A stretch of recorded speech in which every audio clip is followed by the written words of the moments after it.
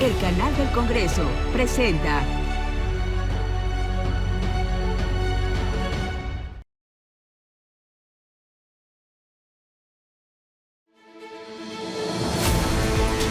Qué gusto saludarlos en Vértice Internacional. Soy Rina Musali. Qué bueno saber que me acompañan en este programa que trata el acontecer mundial y sus impactos para México. Haití será el gran protagonista de nuestro programa del día de hoy. La crisis política después de la dimisión del primer ministro Ariel Henry y todos los retos colosales que se están dando en materia de gobernanza y de transición política. Tenemos grandes dilemas como la violencia pandillera, la inseguridad crónica, la crisis económica y humanitaria y la discordia racial. Les pido por favor que nos acompañen.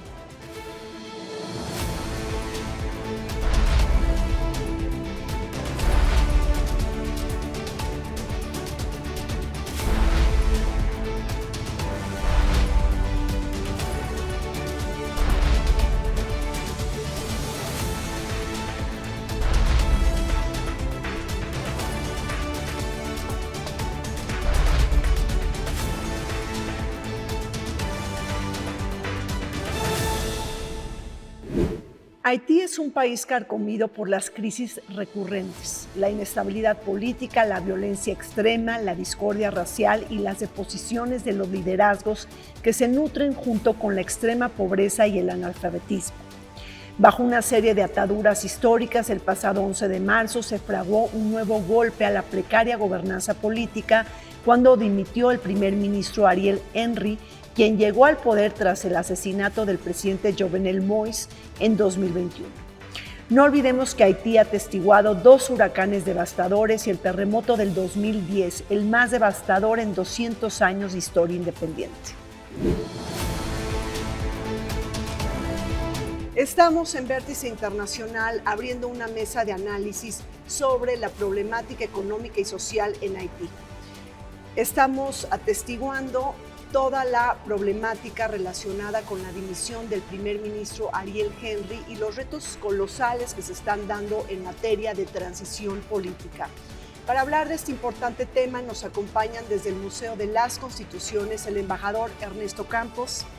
Él es coordinador de la Unidad de Análisis y Reflexión sobre América Latina del Consejo Mexicano de Asuntos Internacionales, el COMEXI. Bienvenido, Ernesto. Muchas gracias por la invitación. Nos acompaña también Dong Nguyen Thu. Él es exfuncionario de Naciones Unidas con gran experiencia política sobre Haití. Bienvenido, Dong. Y nos acompaña también Vendreb Decilius. Él es profesor investigador de diferentes universidades de La Salle y de la UAM. Bienvenido, Vendreb. Muchísimas gracias. Embajador, Haití es un país que se ha caracterizado por la inestabilidad política crónica y por la agitación social. ¿Qué causó en estos momentos la nueva crisis y por qué dimite el primer ministro Ariel Henry? Bueno, en primer lugar, me parece que Haití, como muchos otros países, vive una etapa de mucha polarización política, un enfrentamiento entre las diferentes fuerzas políticas del país, y que ha llevado pues a una situación muy grave.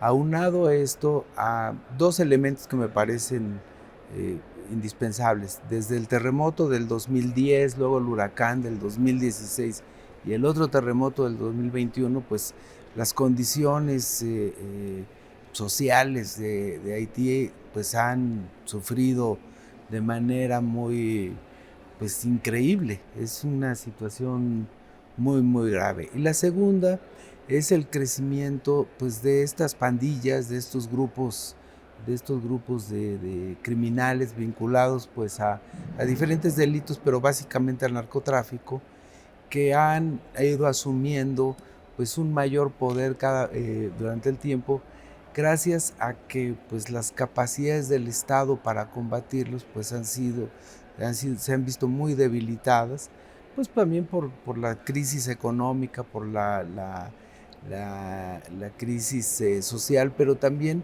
por esta crisis política y el enfrentamiento entre las diversas fuerzas que pues están polarizadas.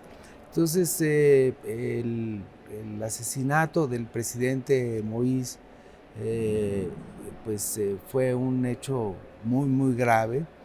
Y el hecho de que fue sustituido por el primer ministro Henry, que no alcanzó la aprobación del Congreso, pues tan solo él fue nombrado 2 días antes del asesinato del presidente y no fue ratificado por el Congreso. Entonces esto ha llevado pues a una visión de ilegitimidad en un sector muy grande de la población en Haití y pues ha creado una crisis política que ahora con el poder de las organizaciones criminales pues ha llegado a un momento pues yo creo que quizás tan grave como los momentos posteriores al terremoto del 2010. Así es, una falta de legitimidad del primer ministro también lo hace muy impopular. Dong, ¿cómo estás viendo la situación política en Haití que lleva a la dimisión del primer ministro? Me permites, yo regreso un poquito a la historia, de que para mí yo creo que olvidamos que en Haití teníamos como dos tipos de transición.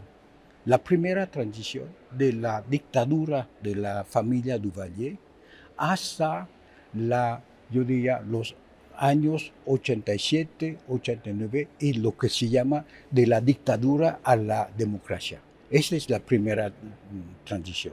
Y que provoca finalmente bastante, yo diría, de movimiento, turbulencias en Haití. Olvidamos también que durante esta transición hubo muchos golpes de Estado ya. Golpe de Estado después de las elecciones del presidente Aristide, antes de la toma de posesión, ya un primer golpe de Estado de los Tonton Macoute. Segundo, el golpe de Estado de 91 para expulsar al señor presidente Aristide. Y luego, cuando Aristide regresó, otro golpe de Estado en 2004 para sacarlo del país. Lo olvidamos de que la crisis política es permanente durante este tiempo de transición. La segunda transición es un poquito más, yo diría, controversial.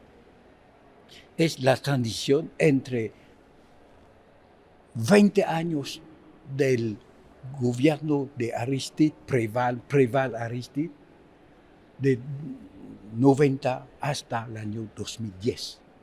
¿No? 20 años de control. Aristide, presidente, Préval, primer ministro, luego Préval, presidente, Aristide, primer ministro, etc. Y se rompió, como el embajador Campos lo dijo, se rompió con el terremoto de 2010 y allí empezó una transición hasta una nueva forma de gobierno con el presidente Martelly y luego con el presidente Jovenel. Para mí son dos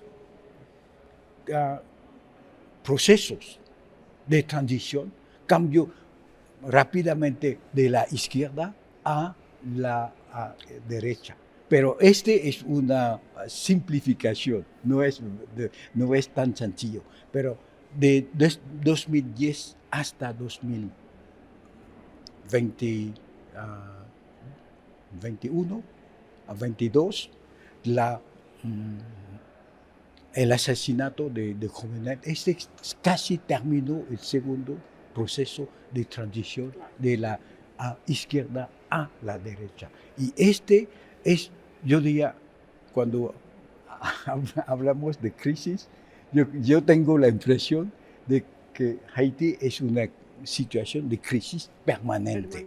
Sí. ¿No? Que sea económica, social o política, nunca tenemos como un periodo de tranquilidad, excepto los años 95 al año 2000. es que la transición con Preval ha sido un moderador y que ha sido también una persona capaz de mantener una cierta estabilidad. Pero fue, para mí, es la continuación finalmente de una crisis que ahora es más aguda, pero vamos a hablar luego. Vendres, por favor, ¿cómo estás viendo pues estas causas profundas que nos llevan a un deterioro del orden público y a una inestabilidad política crónica, como lo ha dicho Dong y el embajador? Muy bien, muchísimas gracias por la invitación.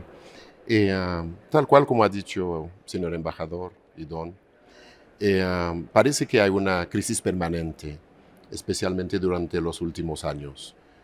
Si podemos tomarlo desde antes del terremoto, podemos tomarlo, como ha dicho Don, desde Aristide, ¿no? Y yo me iría un poquito atrás, dentro de esta crisis permanente. Pero ha habido un momento en la historia también, antes de la salida del Baby Doc 86 para Francia, si vamos la llegada del Papa Doc, ¿no? Desde ahí había una tranquilidad, pero obviamente una tranquilidad bajo una dictadura, ¿no? Donde había un orden en algunas cosas. Podemos decir, obviamente, los Tontomacut eran los que hacían todo, ¿no? Incluso había un ejército, pero el Tontomacut era la guardia mismo que el dictador, desde Papa Doc, ¿no? François Duvalier, había puesto. Y a la muerte de Papa Doc, y llegando Baby Doc, un joven, 18 años, sin una preparación política para dirigir el país, pero había todo el equipo de lo que dejaba el Papa Doc, que podía llegar, ¿no? Entonces, era siempre en esta época un país pobre, ¿sí? Pero había una estabilidad de cierto modo, especialmente una estabilidad política, malo, obviamente, pero sí lo ha habido. Entonces, al rompimiento de febrero 86, que se fue Baby Doc, entonces ya el gran problema viene, donde un país no tenía instituciones democráticas para poder preparar elecciones, una transición. Entonces de ahí viene todo una serie de golpes de Estado, de primer ministro, de una junta de gobierno para preparar elecciones. Entonces desde ahí viene bastante problema de falta de instituciones. Trataron con la OEA, con también el apoyo, entre comillas, de los americanos, de hacer elecciones limpios, etc. Llegó Aristide en el poder, golpe de Estado, ¿no? Y un Aristide segunda vez, bueno, viene Preval, primer ministro, un Aristide segunda vez, otra vez golpe de Estado. Pero ahí viene un problema crucial que lo estamos viendo actualmente. Es cuando regresó Aristide, ahí decidieron, para eliminar los golpes de Estado, para eliminar el ejército que había en Haití. Y llegaron policías. Entonces ahí fue yo no diría un error, pero creo que fue un error mismo, ¿no? de retirar el ejército, porque Haití no estaba listo para no tener por lo menos una fuerza que puede por lo menos poner orden dentro del país. Y de ahí Aristide se fue, van grupos criminales, actualmente es lo que estamos viviendo. Ahora, Vendres, tú eres haitiano y me gustaría preguntarte si el tema de la jerarquía étnica de alguna manera juega en política, esta discordia racial entre negros y mulatos, ¿cómo aviva esta crisis actual? Muy buena pregunta, excelente pregunta. Incluso la muerte de Jovenel Moïse entra dentro de este marco de entendimiento, porque la oligarquía en Haití, que siempre ha sido, incluso la llegada de Papa Doc tenía que ver con esto, ¿no? Pero siempre hay una minoría mulata, ¿no? Que ha tenido privilegios, especialmente en el comercio, y también controlar algunos aspectos políticos. La muerte de Jovenel Moïse, todo el mundo sabe que tiene un gran problema con una familia Vob, ¿no? Que este señor se fue, está en Miami actualmente, pero para cuestión de electricidad. Y mucha gente, bueno, estamos hablando, no hay prueba de que ha sido su enemigo número uno porque tenía un contrato para darle electricidad y no puede. Entonces yo creo que sí, desempeña un papel importante. Hoy en día hay muchos dentro de este debate que estamos viviendo, muchos académicos están tratando de ver dónde está la riqueza de Haití, en qué mano están, ¿no? Incluso han hablado de la familia Clinton, incluso, en qué mano están realmente, qué está jugando, quién controla lo poco riqueza que existe en Haití. Y hay grandes estudios que muestran que está en la mano de muchos mulatos. De muchos mulatos. Ahora, embajador, Don, ¿podemos hablar de que hay un inminente colapso de los pilares del Estado en Haití? ¿Una falta de Estado? ¿Cómo estás viendo ahí las cosas, Bueno, Ernesto? la renuncia en el extranjero, estando en el extranjero, del primer ministro Estaba en un Henry. viaje a Kenia y no lo dejan regresar. Así es, ahora está en Puerto Rico, Está en entiendo, Puerto ¿no? Y está en Puerto Rico. Me parece que, bueno, pues es un golpe muy fuerte, pero las instituciones del Estado están debilitadas. La inexistencia de un ejército, una policía muy debilitada, muy pequeña para la población, en términos estadísticos, pues es la más pequeña del continente. Y finalmente, pues una Suprema Corte también un Poder Judicial muy debilitado. En fin, hay una serie de situaciones complejas. Sí, no es exacto el decir que no hay gobierno por la renuncia del primer ministro. Uno de los ministros está encargado del gobierno, me parece que es el ministro de Finanzas, el ministro Patrick, y creo que bueno, decir no hay gobierno es no hay, una cosa. O sea, los pilares del Estado. Pero es decir, los pilares del Estado, no hay Congreso. La policía, la infraestructura, no hay Congreso. No hay Congreso. Entonces, sí están en una crisis muy severa, muy, muy severa. Y yo creo que la solución no es al corto plazo, es una solución que requiere del apoyo internacional, pero no de la dirección internacional. El apoyo, la necesidad de apoyo no quiere decir que sea desde fuera que se manejen los asuntos de Haití. Los haitianos tienen que manejar sus propios asuntos.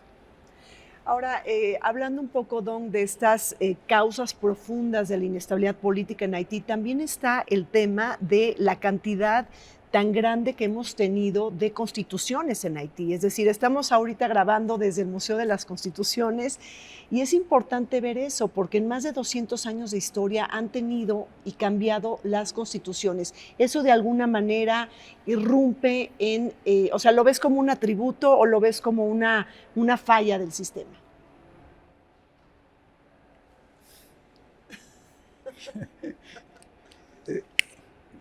Yo nunca estudio derecho. Pues derecho constitucional es una materia obligatoria. Sí. Trabajando en mi campo es una necesidad. Cuando usted habla de constitución en Haití, yo lo vinculo a una otra discusión. ¿Por qué, como el señor embajador lo recuerdo, por qué Haití no ha tenido elección desde el año 2016 a la llegada de Jovenel? Porque hubo una discusión sobre reformas constitucionales antes o durante las elecciones. Y por esta discusión, yo participé de 2016 hasta 2008 a las discusiones con constitucionalistas como Claude Moïse, etc. Y yo me di cuenta de que esta discusión no ha permitido de adelantar con las elecciones. Organiza un referéndum sobre la Constitución cuando las reglas, ¿no?, las fechas obligatorias para las elecciones no han sido respetadas. Es de un lado una violación de la Constitución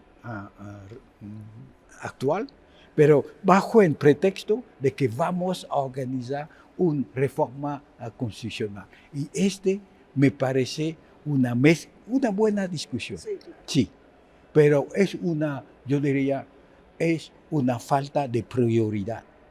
Construir un Estado es sobre la base de reglas claras constitucionales. Y que hay después de una discusión sobre reformas constitucional, me parece bien.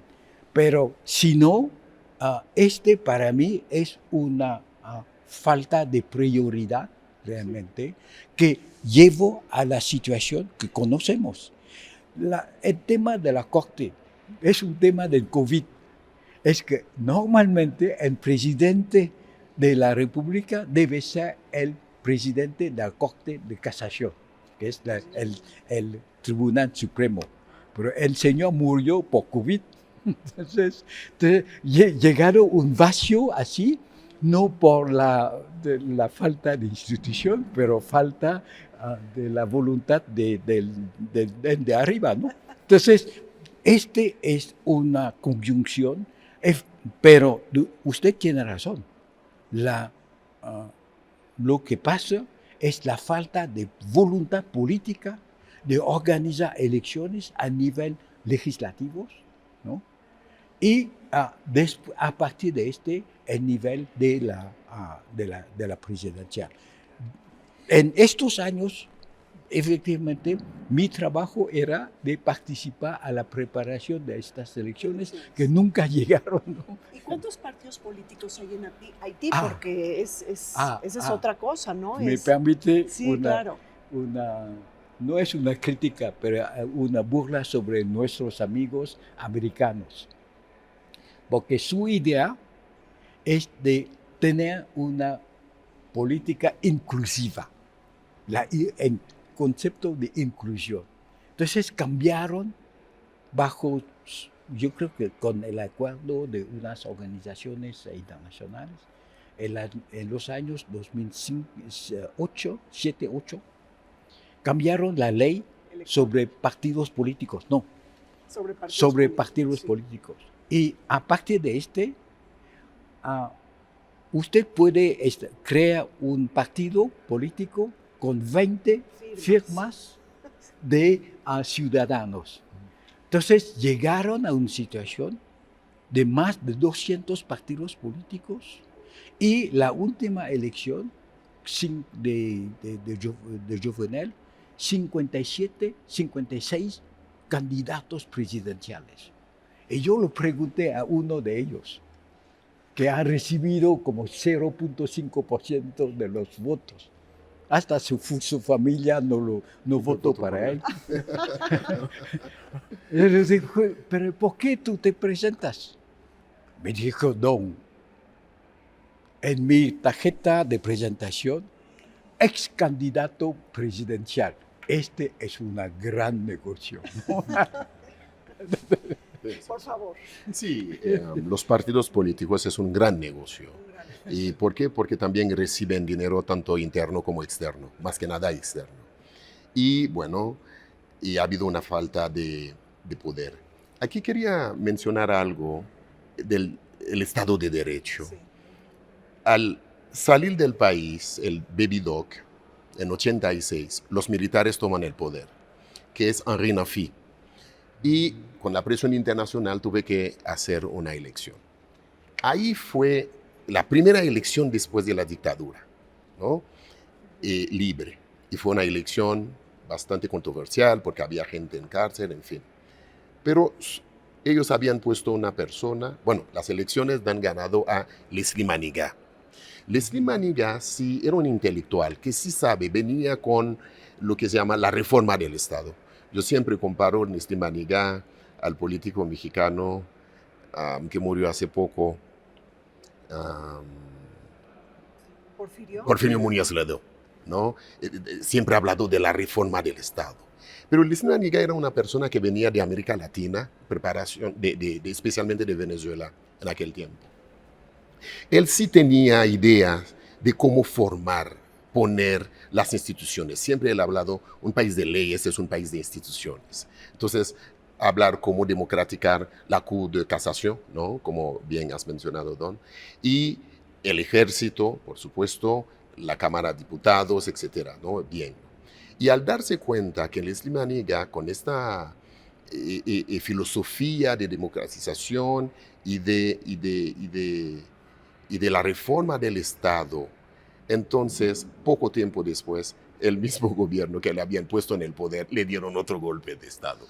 Ahí fue, creo que, un rompimiento crucial para poner algunas instituciones capaces como garante de la Constitución o de poner lo que es de empezar al Estado de Derecho. Y no podemos ir muy lejos desde la independencia,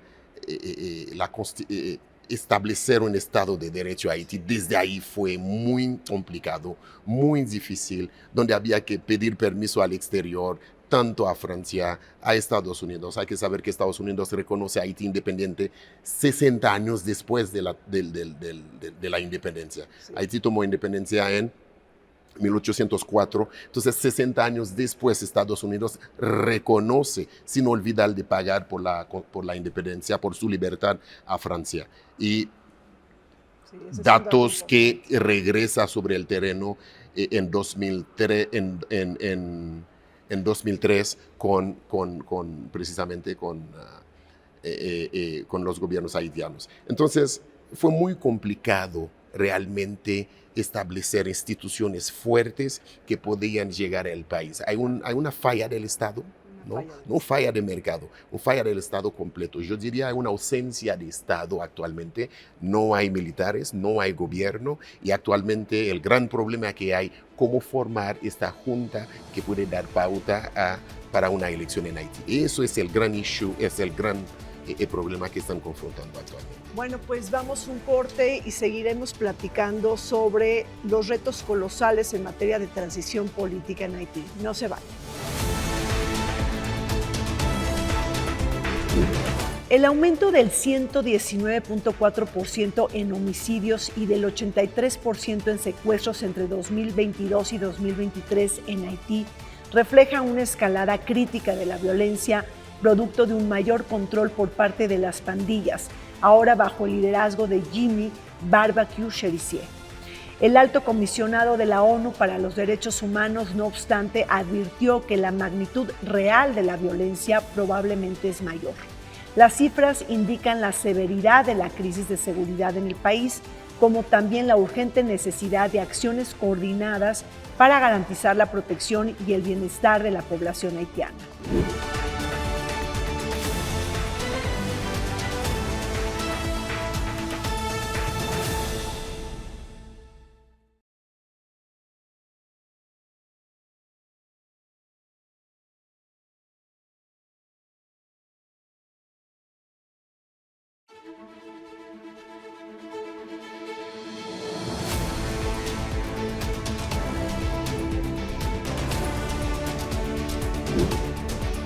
La inestabilidad política crónica es una característica de Haití, un país fraguado al calor de las dictaduras y juntas de gobierno.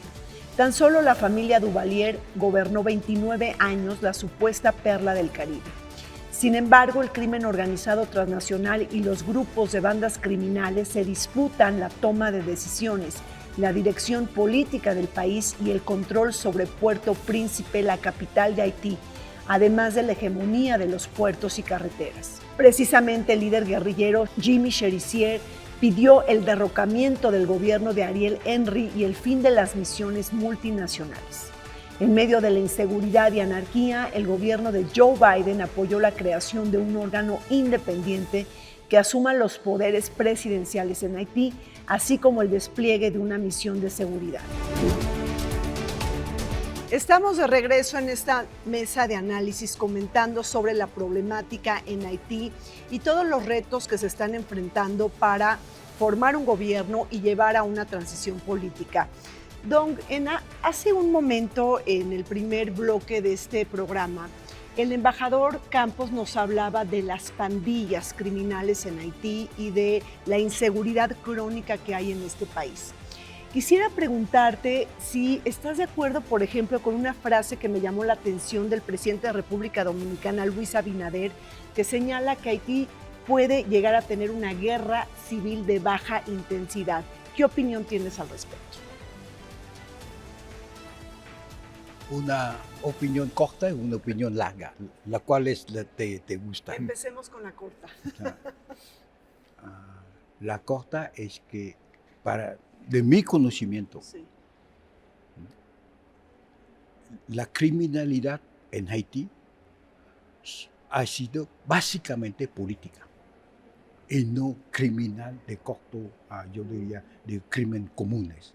Un ejemplo típico es que el año 2010, cuando con el terremoto, no hubo un robo, un ataque sobre las tiendas de alimentación. No hubo uno. Cuando la gente estaba falta alimentos, agua, los haitianos son de una honestidad, ¿no? Absolutamente ejemplar. Porque después de Haití fue a Chile, cuando tuve también en 3 días se robaron 2 tiendas en las zonas de terremoto. Para dar un ejemplo del carácter ejemplar de la civilidad haitiana. Entonces, el crimen ha sido siempre un crimen político.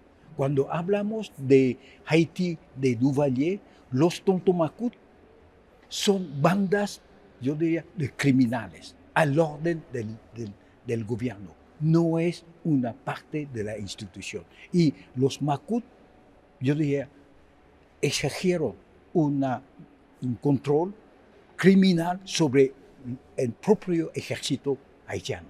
Es lo que dice el profesor, es correcto, es el error de considerar que el ejército es a la base de los golpes duros. No son los Macut y sus bandas. Tradición de bandas criminales es donde yo diría se entorpece el Estado. Yo estuve en Haití un ejemplo personal, la distribución de alimentos después de la guerra, del terremoto. Llegamos con 2 camiones y soldados brasileños, pakistaníes, para distribuir a Cité Soleil, en el barrio pobre de Puerto Príncipe.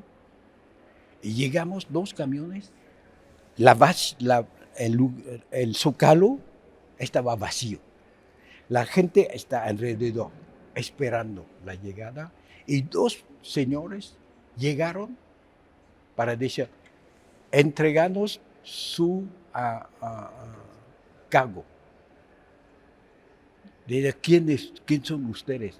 Somos representantes de la comunidad y vamos a asumir la distribución de los. Es ya empezamos a ver el control de las bandas. Y desde siempre, en Cité Soleil, que es un barrio pobrísimo, la gente paga el agua más caro que el agua de la piscina de los ricos de Pétionville. ¿Por qué? Porque el agua lo controla las bandas. Entonces, no es un problema nuevo. El problema nuevo es que las bandas ahora están coordinadas y están atacando directamente las instituciones del Estado. Es la novedad. Es muy importante lo que está diciendo Dong, es decir, las bandas criminales, 200, 300 en Haití, están reclamando una voz y un espacio político, es decir, las vamos a ver sentadas en la mesa negociadora a la hora del gobierno de transición. Es decir, lo impensable podría pasar, Vendrell. Bueno, es muy posible que sí, porque realmente pues tienen el poder real. Es el poder de facto. están ejerciendo pues los controles y además pues sí, cada vez están más unidos. Lo que no han logrado los políticos lo han logrado las pandillas. Y bueno, es muy posible que se tengan que sentar a la mesa de negociación con ellos y encontrar pues una forma de tener paz. Y de desarmarse. Y en fin, no sé, habrá que conocer, que analizar más Claro. el tema. Y coincido en lo que nos decían ahorita, porque he leído varios reportes en el sentido de los vínculos entre las bandas, entre las pandillas y algunos sectores políticos y algunos políticos allá. Entonces es evidente que sí hay una mezcla, pues que hay una penetración, por decirlo así, de las pandillas en el ámbito político. Vendrell, tú ves, por ejemplo, a Jimmy Cherizier, que es este líder pandillero, negociando con Francia, con Estados Unidos, con el CARICOM. O sea, a ver. Es quién está atrás de ellos, Sí. tal cual como ha dicho el embajador Don. La inseguridad en Haití está politizado y atrás están los oligarcos. ¿De dónde tienen estos recursos financieros para hacer lo que están haciendo? Las armas, vivir entre ellos mismos, poner el caos. Yo creo que si sigue esta pista, uno puede ver con quién realmente vas a negociar. Son ellos al final que te van a decir necesitamos tal persona. Y esa persona son las personas que le están financiando. Y creo que después del temblor 2010, la comunidad, yo no diría la comunidad internacional, yo diría especialmente los americanos, que habían tenido un grupo, porque no se habla poco, pero a veces se puede olvidar esta parte de los Clintons, que al principio estaba Bush y Clinton, y después Bush se retiró de esta junta para apoyar en Haití. Y creo que de ahí la reconstitución fallaron mucho. Ha habido muchos desvíos de dinero, ¿no? Y ahí tenían posibilidad no solamente ayudar desde el punto de vista humanística, pero también, mientras que están ahí en el terreno, tratar de poner orden en algunos aspectos. Entonces, completamente de acuerdo con Don, la inseguridad está ahí, es politizado. Y también a través de grupos de poder de la élite económica de Haití que controla cada quien un sector. El sector eléctrico, el sector, por ejemplo, todos sabemos, el sector del comercio internacional, de la aduana, lo dirige un grupo, ¿no? Entonces, si no lo tengo yo, financio tal grupo de banda. Entonces, no lo veo ellos que van a sentar con la comunidad internacional para hacer esto, pero veo que ellos van a decir tal persona, Claro. tal persona. Ahí, si sigues esta línea, se pueden entender muchas Claro. cosas también. Hay un artículo de Francisco Rojas, que es un investigador del Colegio de México, y habla de mirarnos en el espejo de Haití cuando hablamos de América Latina. Es decir, una llamada de atención para tomar muy en serio el tema de la inseguridad y del crimen organizado transnacional.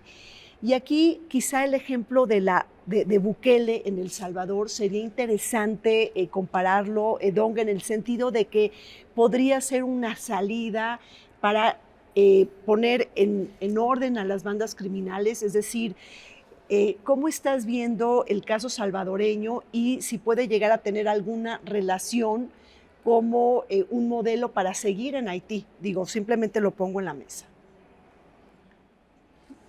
Lo que comenté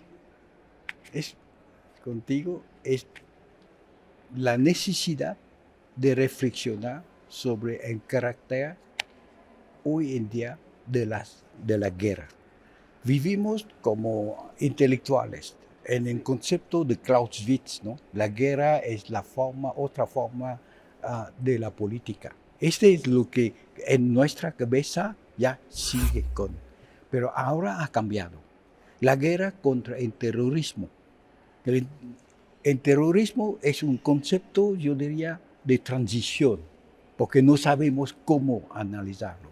Pero hay en el terrorismo, la guerra criminal, la criminalidad, la guerra contra la humanidad y la guerra contra las convenciones militares. Esos son los tres conceptos de la guerra. Ahora, no sabemos cómo analizar la guerra de las pandillas. ¿Es una guerra civil? No, porque ¿es una guerra criminal? No, porque ataca directamente a la población civil. Es lo que pasó en El Salvador. Entonces, yo diría, el concepto nuevo es probablemente tenemos que analizar la guerra de las pandillas como una guerra de terror.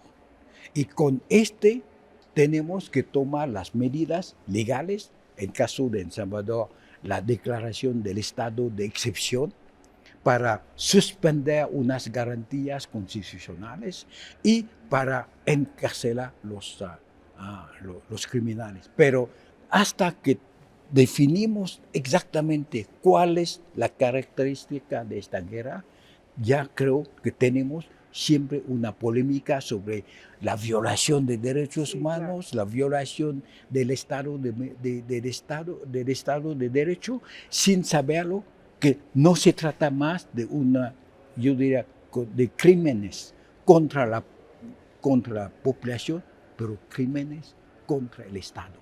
Y es el carácter nuevo de la guerra hoy en día, ¿no? ¿Estás de acuerdo? Bueno, me parece a mí que hay enormes diferencias entre El Salvador y Haití. En primer lugar, en El Salvador tienen un ejército y tienen una policía fuertes.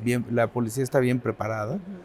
Y además fue como muy fácil pues, detener a las pandillas porque todos estaban tatuados. Entonces en El Salvador todos los que están tatuados son detenidos. Y con este estado de excepción pues fueron con este estado de excepción sin ningún tipo de garantía y con fuertes cuestionamientos en materia de derechos humanos, pues sí fue digamos más fácil. Además la economía salvadoreña pues dio para poder construir la megacárcel. Esta de Bukele, ¿no? Así es que me parece que en Haití no hay esas condiciones. Ya mismo Bukele ha dicho que si las Naciones Unidas lo apoya, él va y soluciona el tema en Haití. Me parece que pues es de estas visiones populistas, en fin. Yo creo que además la solución a Haití no puede llegar del extranjero, no porque, es porque tiene que ser la propia gente de ahí. Y si parte de toda la ayuda internacional que ha llegado durante todos estos años es porque no ha entendido, lo han querido manejar desde fuera. Y esto se tiene que manejar por la propia gente haitiana. Y tiene que haber una especie de pacto nacional allá en Haití y que ahora lo están hablando de los representantes de los diferentes organizaciones políticas, están en esa discusión para poner un representante cada uno para crear un grupo cívico que permita pues empezar a atender los enormes problemas del país. Inclusive este líder pandillero, el Barbecue, una de sus demandas no nada más es buscar inmunidad ante los delitos penales de estas pandillas, sino también no apoyar una nueva misión internacional. Es decir, hay un claro reclamo de ellos de decir nosotros tenemos que decidir sobre el futuro de Haití. Vamos a un corte, regresamos.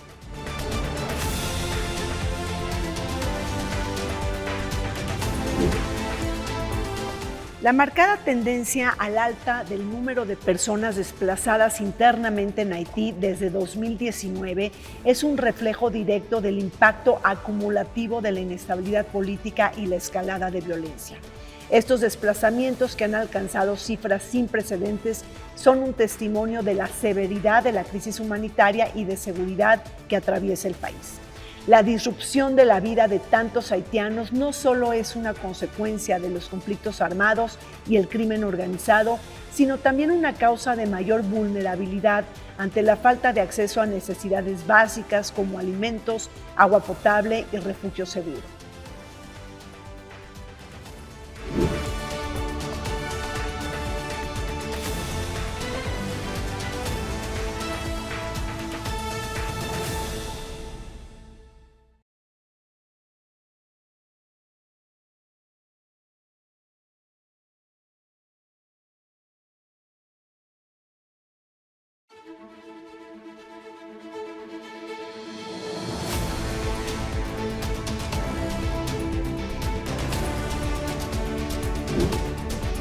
Haití es el país más pobre de América y del hemisferio occidental.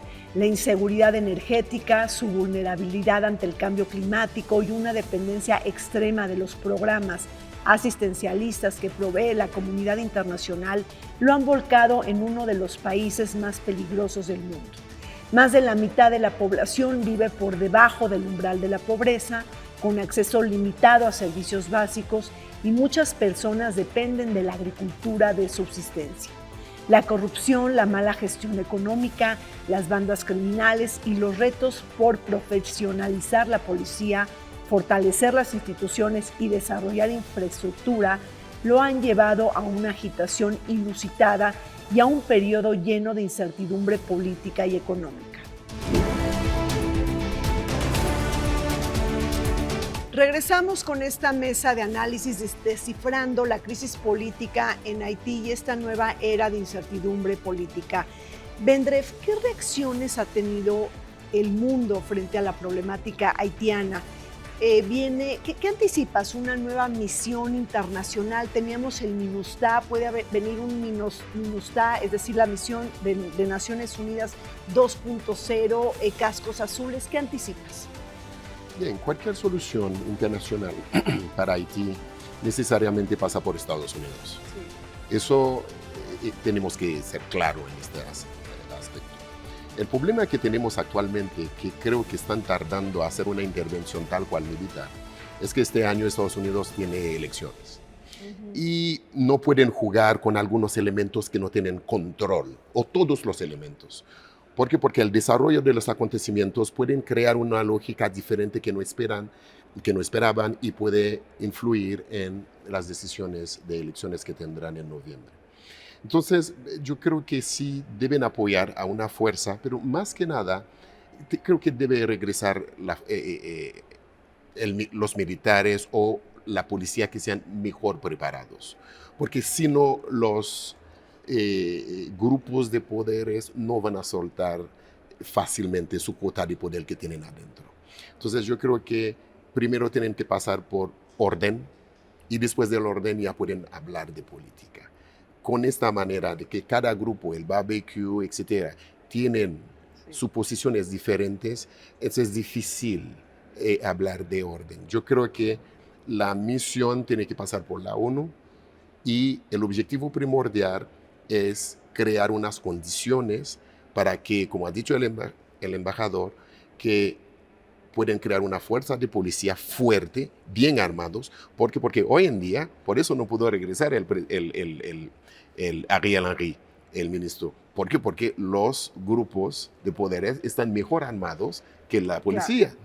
Y la policía no existe actualmente. Entonces creo que a fuerza tienen que pasar por ahí, por la seguridad de la población y después ya hablar por la política de cómo van a organizar. Sin esto va a ser muy complicado. Incluso es lo que está pasando actualmente. Cada grupo tiene poder suficientemente para decir, si no es mi posición, no. Entonces creo que primero fortalecer la policía de Haití y poder hacerlo. Y cortito, rápido, antes de terminar, yo creo que hablar del otro, sí, para Salvador era más fácil. Tiene ejército, sí, tiene policía, el enemigo era detectable. Pero los grupos, bandas en Haití, está filtrado dentro de la sociedad civil. y controlan norte, sur, este, oeste. Parecen que están hablando de población, como son presidente de esta parte. Entonces es muchísimo más complicado todavía. Entonces creo que la parte fortalecer la policía en Haití o la creación en algún momento del ejército otra vez. Porque si no, posiblemente ese problema va a regresar otra vez. Por supuesto. Dong, viene una nueva ola migratoria, es decir, a Estados Unidos con los haitianos buscando refugio en Estados Unidos en un momento electoral, como lo ha dicho Vendref. Y bueno, este fenómeno migratorio que está tocando las puertas de América Latina, ¿cuál es tu opinión al respecto? Es decir, ¿nos debemos de preparar para eso? Ya estamos, por ejemplo, en México recibiendo muchos haitianos. ¿Cómo estás mirando esta catarsis en materia migratoria? Yo no sé, porque es un fenómeno mundial, que es nuevo, si yo tengo una solución, me voy a presentarme a las elecciones presidenciales en los Estados Unidos, ¿no? Está bien. Porque finalmente todo el mundo está buscando a tapar las cosas y no a solucionar. Y efectivamente, en 94, ya, cuando los Estados Unidos enviaron una fuerza de 20,000 hombres para participar, la MINUA, no es la MINUSTA, la MINUA. La pregunta que yo hice a los americanos, ¿por qué usted envía 20,000 soldados aquí? La respuesta franca es para evitar una invasión de los haitianos a Florida. Punto. Ya es una preocupación desde este tiempo que yo puedo recordar. Entonces, ¿cómo pararlo? Es casi imposible ahora. Entonces, en términos de, usted habló de la comunidad internacional. Sí, la comunidad internacional tiene una responsabilidad y en gran interés a apoyar. Pero tenemos también que analizar el hecho de que la MINUSTA y durante la MINUA, en tiempo donde yo estuve allá, ¿no? Se trata de ya consolidar la Policía Nacional Civil. Tenemos como meta 15,000 policías. Ahora, después de 20 años, son 10,000. ¿No? Es que no se puede reclutar, no se puede capacitar, y durante los 14 años de la MINUSTA, ¿no? Con 9,000 soldados brasileños, con el mandato de capacitar la fuerza policial haitiana, no llegaron. Entonces, ahora efectivamente se trata de una fuerza robusta, como dice el señor secretario general de la ONU. ¿Qué fuerza y de dónde vienen para combatir finalmente las bandas? Porque la capacitación de un cuerpo de policía de 1,000 personas necesita 3 años al menos, con recursos financieros. Durante los 3 años, ¿quién lo va a pelearse con las bandas? Efectivamente, yo no soy militar, pero no creo mucho de que tenemos allá una solución, yo diría, hasta internacional. ¿Qué país acepta de enviar a su gente morir para Puerto Príncipe? Pregunta sencilla. Claro. Entonces tenemos que pensar a una solución, yo diría, política, de negociación, efectivamente, que sea difícil, pero los políticos tienen que enfrentar problemas difíciles, ¿no? Si son fáciles, nosotros podemos hacerlo. Entonces, yo a este nivel, yo creo que tenemos que pensar una solución. Efectivamente, todo el mundo dice una solución para Haití no puede venir del extranjero, tiene que venir de los haitianos. Pero ¿cómo? ¿Cómo los haitianos, sin recursos financieros, sin Estado, pueden hacerlo, ¿sí?, de manera real Este es un problema, yo diría, es un dolor de cabeza. Nadie tiene una solución milagrosa. Y si alguien lo tiene, ¿no?, Que nos los diga. que llega como presidente de los Estados Unidos, de Francia, de Canadá o de Haití. Claro. Grandes dilemas los que estamos enfrentando en Haití. Embajador, México, ¿cómo puede contribuir a la solución de la problemática haitiana? El Caribe es nuestra tercera frontera. Bueno, me pareció muy adecuada, muy oportuna la asistencia de la canciller allá a Jamaica, a esta reunión que convocó el CARICOM, Sí. y en la cual pues estuvo el secretario de Estado de Estados Unidos, estuvo, en fin, de Canadá, la Unión Europea, y me parece que México puede, pues en el ámbito de los organismos internacionales, pues impulsar un apoyo muy decidido hacia Haití. Estados Unidos anunció $300 millones, me parece que son pocos. Cuando uno compara con la ayuda militar que le están dando a Ucrania, yo estoy a favor de que les den la ayuda a Ucrania, pero caramba, cuando uno habla cuando se habla de $60 mil millones bloqueados en el Congreso de Estados Unidos para ayuda a Ucrania, me parece que podrían, pues con el vecino que tienen, buscar alguna ayuda. Y también la Unión Europea, que también ha sido muy generoso con el apoyo a Ucrania, y otras regiones del mundo. Creo que Haití merece nuestro apoyo, pero que ellos sean quienes tomen las decisiones para la solución de sus problemas. Bueno, pues muchísimas gracias por este intercambio de ideas. Haití, lo que se llamaba como la gran perla del Caribe y que se ha convertido pues en el país más pobre de las Américas, sumamente dependiente su economía de los energéticos y además es una importadora neta de alimentos. Muchísimas gracias. Seguimos adelante con el programa, no se vayan. En respuesta a meses de caos en Haití, el gobierno y representantes de la sociedad civil solicitaron asistencia internacional para restaurar el orden público. En un desarrollo significativo, Kenia se ha preparado para desplegar 1,000 oficiales de policía a propósito de liderar una misión multinacional. El Consejo de Seguridad de la ONU autorizó esta iniciativa, llevando a Kenia a actuar rápidamente para aprobar el despliegue.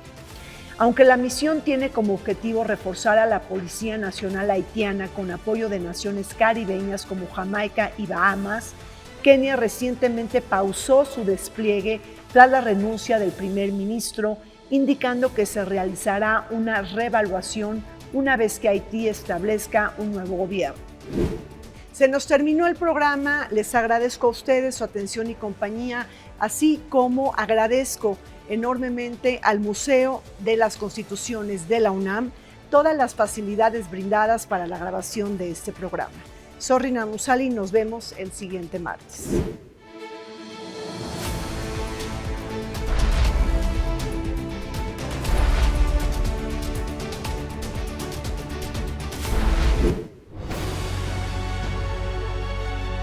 El Canal del Congreso presentó